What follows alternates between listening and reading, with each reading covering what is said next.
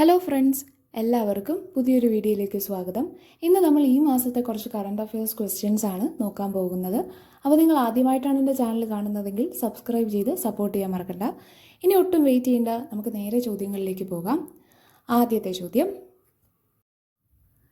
ആദ്യത്തെ കൊക്കോ ലോകകപ്പ് മത്സരം നടക്കുന്നത് എവിടെയാണ്?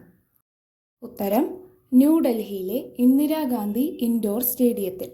അടുത്ത ചോദ്യം: ഇന്ത്യയിലെ ആദ്യത്തെ നൈറ്റ് സഫാരി പാർക്കിന്റെ നിർമ്മാണം ആരംഭിച്ചത് എവിടെയാണ്? ഉത്തരം: ലക്നൗ യു-പിയിലാണ്. അടുത്ത ചോദ്യം: ഇന്ത്യൻ പ്രീമിയർ ലീഗ് ക്രിക്കറ്റ് ലേല ചരിത്രത്തിലെ ഏറ്റവും വിലയേറിയ താരമായത് ആര്? ഉത്തരം: ഋഷഭ് പന്ത്.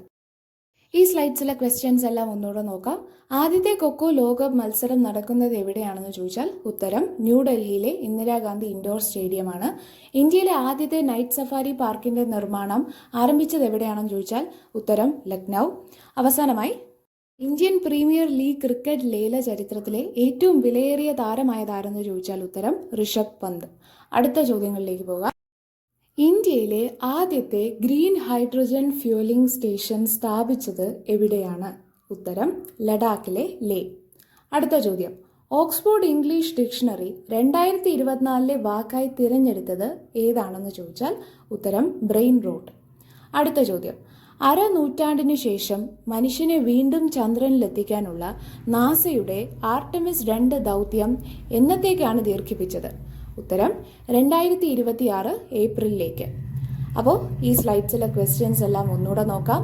ഇന്ത്യയിലെ ആദ്യത്തെ ഗ്രീൻ ഹൈഡ്രജൻ ഫ്യൂലിംഗ് സ്റ്റേഷൻ സ്ഥാപിച്ചത് എവിടെയാണെന്ന് ചോദിച്ചാൽ ഉത്തരം ലഡാക്കിലെ ലേയിൽ.